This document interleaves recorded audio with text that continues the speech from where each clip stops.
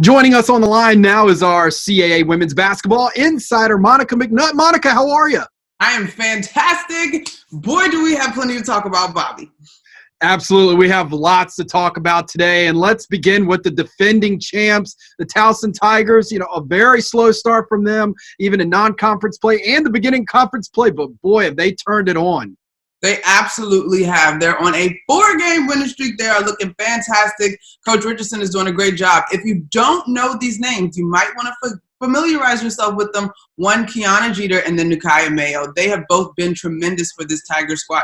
Kiana Jeter picks up 2 consecutive CAA Player of the Week awards, and then Nukaya has just been crushing it in terms of double-doubles. She had 4 consecutive double-doubles over that win streak. But, Bobby, when I dug into the numbers on this Towson squad, I'm trying to figure out where are they differentiating themselves. The big win over JMU was really just a 2-point ball game. So I'm like, what are they doing that's working so well? And to me, it's this team's commitment to rebounding. They're leading the conference in offensive rebounding, which means they're getting second-chance opportunities. In the win against JMU, they had 38 points in the paint compared to just 28 points in the paint for the Dukes. A lot of that because of offensive rebounding, second-chance opportunities, and then, of course, both Kiana and Nukaya can attack the paint. So the Tigers are rolling for sure.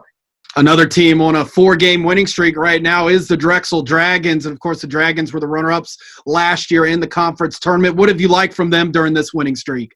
I mean, Denise Dillon is out of that Harry Perretta coaching tree at Villanova. And while I have to admit that during my career in the Big East, I often had to find myself on the bench playing Villanova because of the offense that they run, Denise has been able to implement that well with the Dragons. We know about Bailey Greenberg, and while we weren't talking about her a ton as conference play began, she's a constant factor for that program, and because of the work that she put in, it's only a matter of time. So to see her to return to herself, putting up 19 points, that's to be expected. But I also think Dillon does a great job of coaching to her players.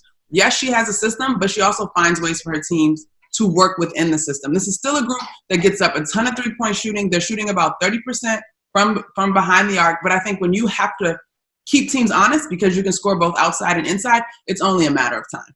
Dragons looking very sharp indeed during this 4-game winning streak. And another team that's kind of very quietly up there right now, up in Boston, the Northeastern Huskies. And, you know, a lot of teams probably look at the Huskies this year as maybe not necessarily rebuilding, but having to replace a legend in Jess Janko. They've seemed to find some pieces to fill those holes as the Huskies are sitting there near the top of the standings now. Yeah, and so I looked to see who was filling those holes. And so you got to be familiar with these numbers. Alexis, she's just a sophomore. She's averaging close to 14 points for that squad, coming off some conference accolades as well. Stella Clark, the junior, she's putting up about 13.5 points for that team, but she's giving you 3.2 assists per game. And then Shannon Todd is the senior who rounds out the trio with 9.8 points per game. And so this is a group that seems to really understand their roles.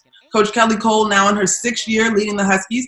This is a unit that understands who they are and what they want to do. A stat that I loved, they're averaging 17.5 points off of turnovers forced. Now, I would like them to create a bigger margin in terms of what they're giving up on their own turnovers. But to me, this is a team that defends. They play simple basketball, and because they know their roles, they're starting to see some benefits of that. They also have a matchup with Towson looming, and so I think Northeastern is averaging about 67 points per game.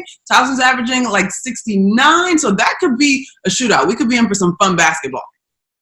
Yeah, some great guard play coming up this Friday between Northeastern and Towson. You can check that one on flowhoops.com. And, of course, we got to mention the team that still sits at the top of the standings, and they were able to bounce back after the Towson loss and pick up a couple wins on the road on their southern road swing was JMU. The Dukes still, will be in contention there at the end.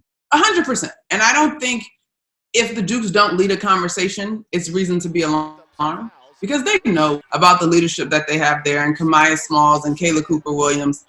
They are going to be in the conversation down the stretch. But I do think, Bobby, that this is a great year for them because as competitors, as a team that is accustomed to being at the top of the pack, you want to be pushed. You want to get in games where you have to really execute last minute, where your competitive juices are really revved up, and you're not just running away beating teams by 14 points, which is what they're averaging in terms of their winning margin. So I think that this stretch has been good for them because they will not face a CAA team in the NCAA tournament, and they will be tested. So being tested only makes you stronger. Absolutely. Well, Monica McNutt joining us today. Thank you so much for stopping by, and we'll talk to you soon. Sounds good. Thanks, Bobby.